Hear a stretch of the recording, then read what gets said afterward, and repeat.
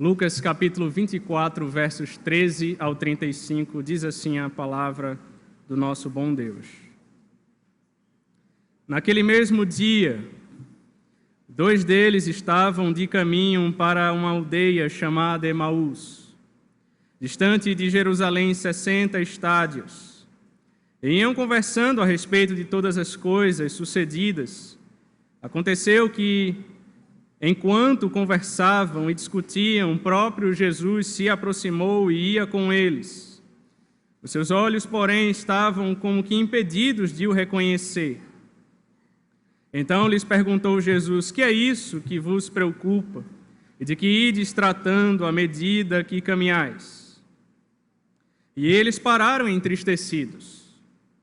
Um, porém, chamado Cleopas, respondeu, dizendo: és o único, porventura, que, tendo estado em Jerusalém, ignoras as ocorrências destes últimos dias? E lhes perguntou quais, e explicaram o que aconteceu a Jesus, o Nazareno, que era varão, profeta, poderoso em obras e palavras, diante de Deus e de todo o povo. E como os principais sacerdotes e as nossas autoridades o entregaram para ser condenado à morte e o crucificaram. Ora, nós esperávamos que fosse ele quem havia de redimir a Israel. Mas depois de tudo isto, é já este o 3º dia desde que tais coisas sucederam.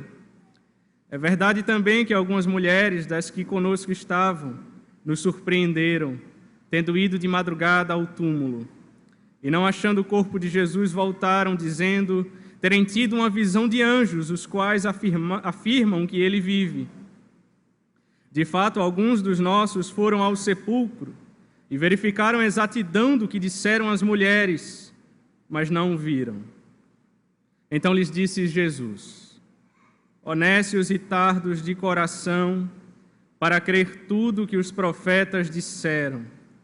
Porventura não convinha que o Cristo padecesse e entrasse na sua glória?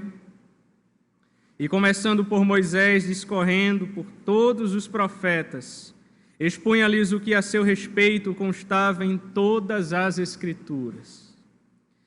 Quando se aproximavam da aldeia para onde iam, fazendo ele menção de passar adiante, mas eles o constrangeram, dizendo: fica conosco, porque é tarde e o dia já declina.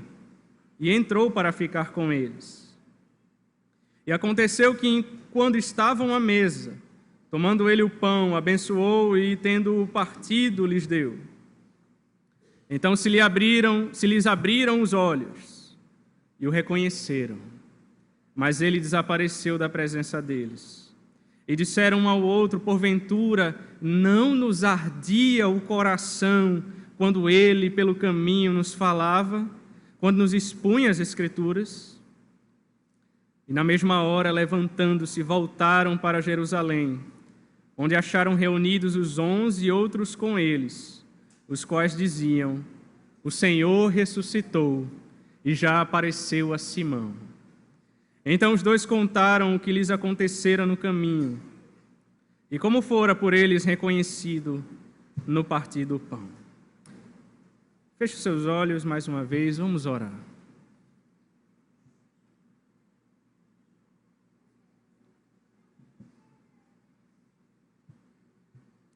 Santo e eterno Deus, amado Pai,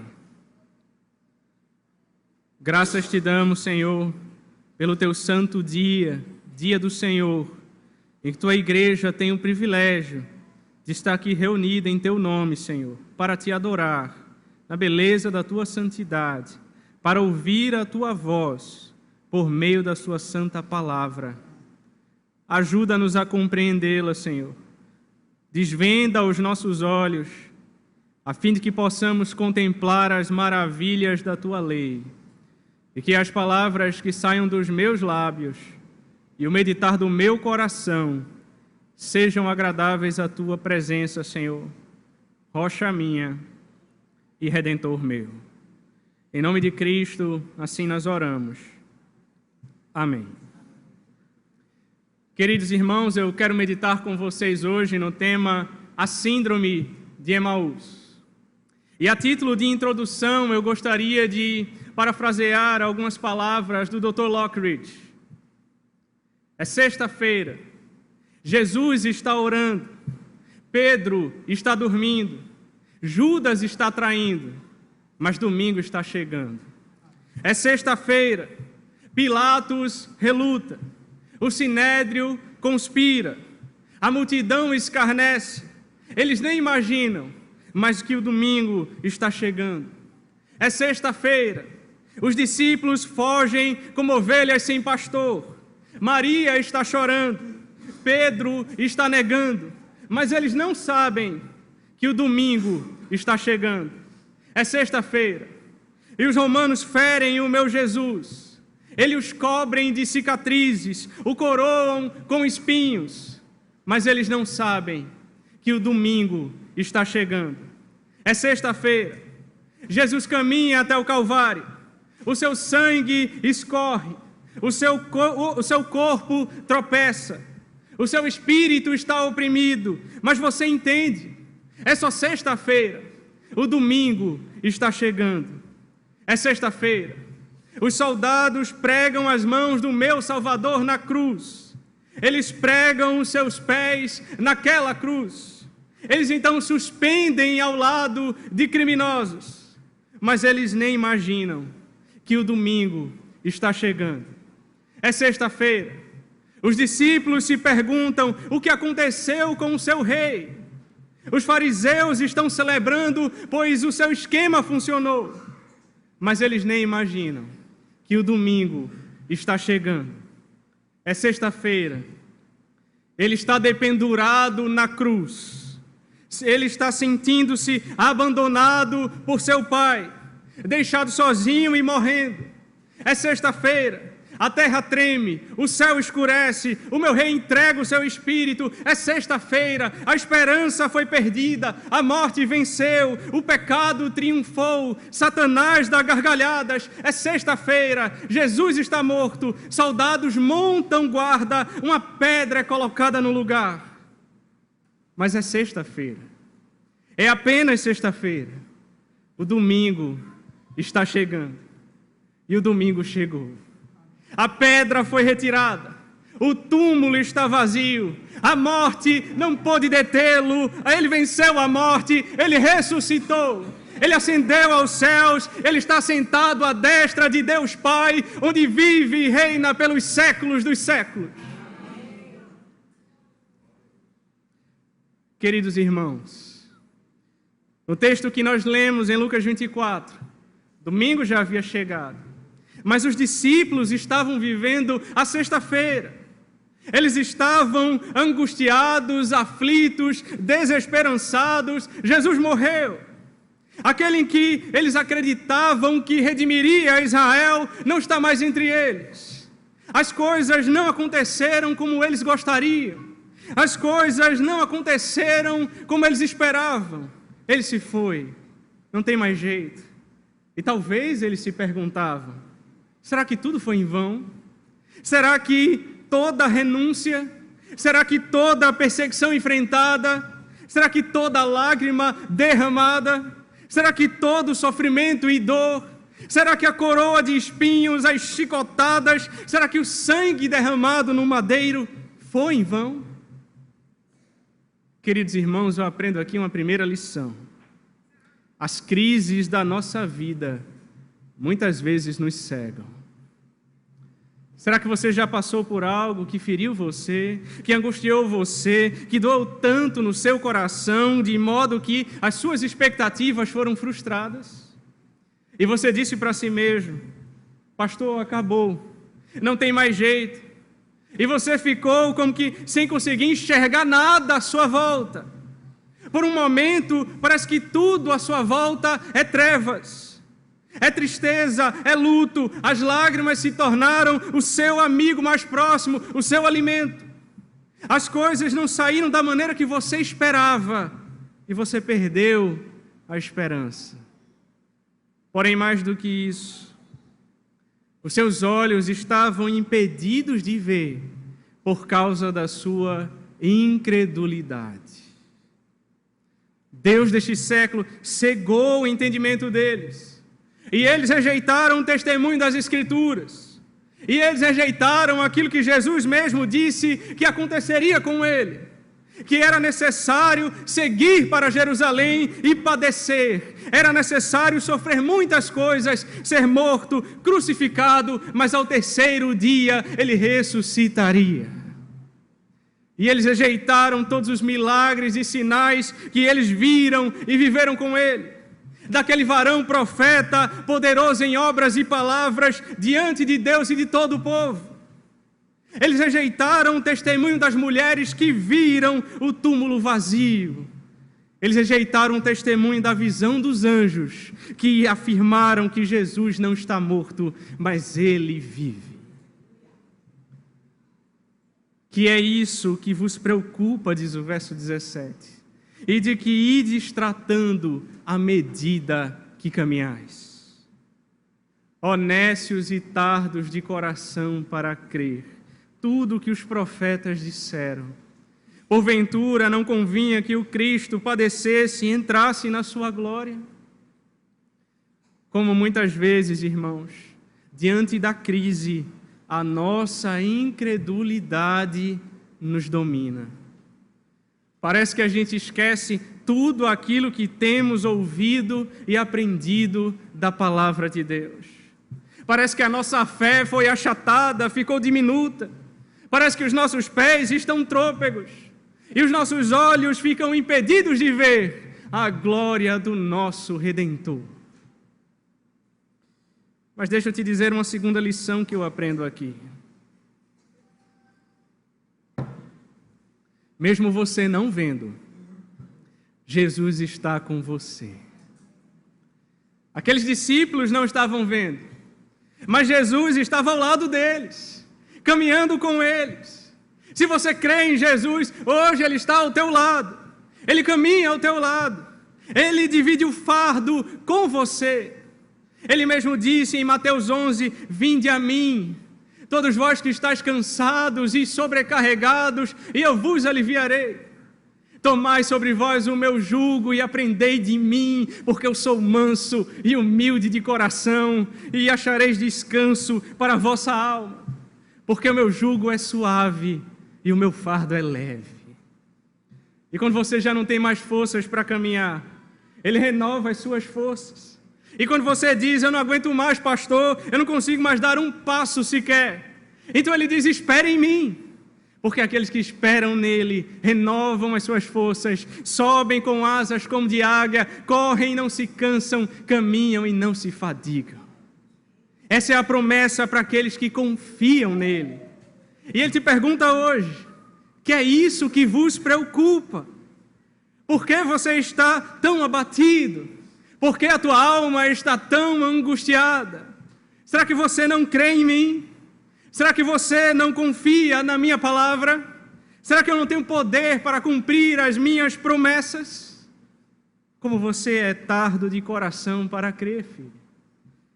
Você que pensa que foi esquecido, abandonado por Deus, escute. Ainda que uma mãe venha se esquecer do seu filho, que ainda mama, eu, todavia, não me esquecerei de ti, diz o Senhor. Eis que o teu nome está gravado na palma de minhas mãos. Filho, eu não te deixarei, nem te desampararei. O Senhor convida você para andar ao lado dEle. Ele vai ser o seu Senhor, o seu Salvador, o seu amigo, o seu conselheiro, o seu consolador. Quando o problema vier, Ele vai estar do seu lado. Quando a crise chegar, Ele vai estar do seu lado. Quando a dor latejar no seu peito, Ele vai estar do seu lado. Quando as lágrimas rolarem no seu rosto, Ele vai estar do seu lado. O que Ele promete para você é estar sempre com você, todos os dias, até a consumação dos séculos. Jesus Cristo convida você para uma caminhada, para uma jornada. E Ele vai estar do seu lado para amparar você, para segurar firme na sua mão, para guiar você com o seu conselho eterno, até receber você na glória. Filho, você pode não estar enxergando, mas Jesus está com você. Eu aprendo aqui uma terceira lição.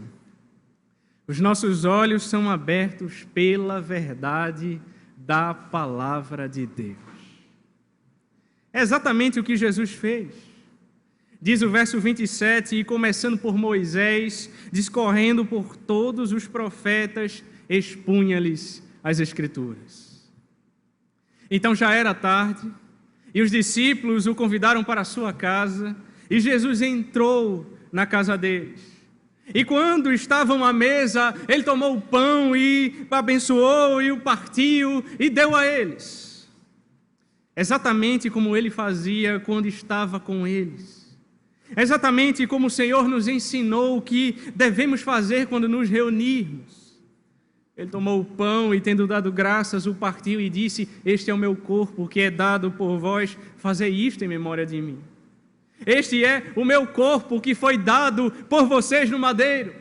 Este é o meu sangue que foi derramado por vocês na cruz. E diz o verso 31 que então seus olhos foram abertos e eles o reconheceram. Este é o nosso Salvador.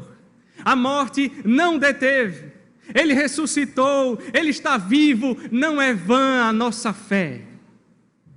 Eu sei em quem eu tenho crido, e por fim, eu tenho certeza de que por fim Ele se levantará a meu favor. A palavra de Deus ardia no coração deles quando o Senhor lhes expunha as Escrituras. E esse é o meio pelo qual Deus fala conosco hoje, é por meio da sua palavra. E Ele nos enviou o seu Espírito para abrir os nossos ouvidos para ouvir, para abrir a nossa mente para entender, para abrir os nossos olhos para ver, para abrir o nosso coração para crer no Filho de Deus, aquele que desceu dos céus e veio ao mundo e habitou entre nós, e Ele se fez carne e habitou entre nós cheio de graça e de verdade, e vimos a sua glória, glória como do unigênito do Pai.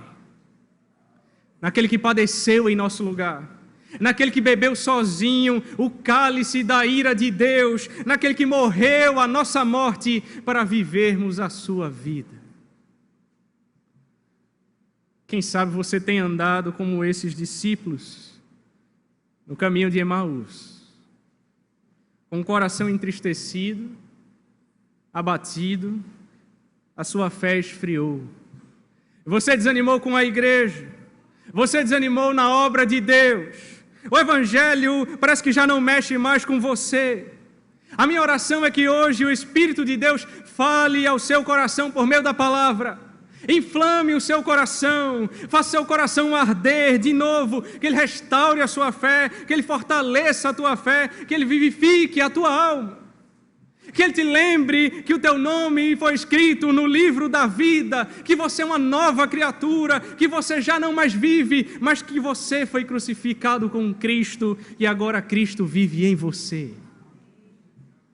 Que o Espírito de Deus inflame o teu coração, meu irmão, que levante você para que você possa proclamar a sua palavra.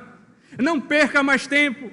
Foi exatamente o que os discípulos fizeram, diz o verso 33, que na mesma hora eles se levantaram, eles voltaram para Jerusalém e disseram: o Senhor ressuscitou e já apareceu a Simão. O Senhor ressuscitou, Ele falou conosco, nós tivemos um encontro com Ele a caminho de Emaús. Se você já foi achado por Cristo, meu querido irmão, se você já foi alcançado pela graça de Deus, mas você vive hoje a síndrome de Emaús, você ainda vive a sexta-feira, você ainda vive uma decepção do passado, você ainda vive uma crise do passado, que te impede de prosseguir, que te impede de enxergar. A minha oração é que o Senhor sare as feridas do teu coração, que Ele abra os teus olhos e te ponha novamente de pé, que Ele vivifique a tua fé. Mas para você que ainda não está em Cristo, hoje, se ouvirdes a sua voz, não endureçais o vosso coração. Arrependa-se dos seus pecados, volte-se para o Senhor. O túmulo está vazio, Cristo ressuscitou. Essa é a mensagem da Páscoa. A morte não deteve, o meu Senhor venceu a morte. E para todos aqueles que creem nele, a morte não é o fim. Ele mesmo disse: eu sou a ressurreição e a vida. Aquele que crê em mim, ainda que morra, viverá. Pois Deus, por seu poder, Deus ressuscitou o Senhor e também nos ressuscitará. Feche os seus olhos e vamos orar.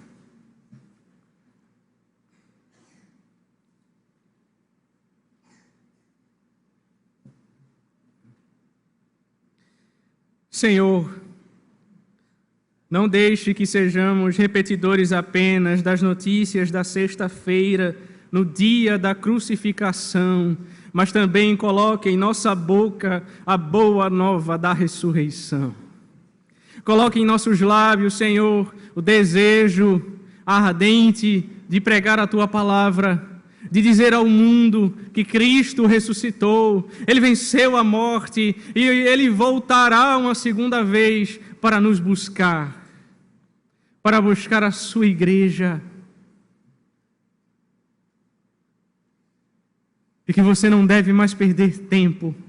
Volte-se para o Senhor, arrependa-se dos seus pecados, porque é chegado, está próximo o reino dos céus. Ajuda-nos, Senhor, a colocar o coração na Tua obra, a colocar o coração a Teu dispor, a Teu serviço. Quebranta o nosso coração, Senhor.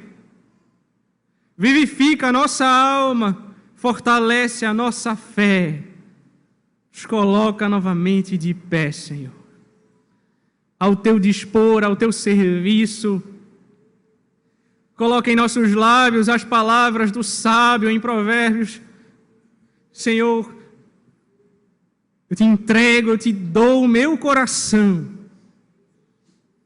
Está a Teu dispor, para o Teu serviço, para o Teu inteiro agrado. Filho meu, dá-me o Teu coração.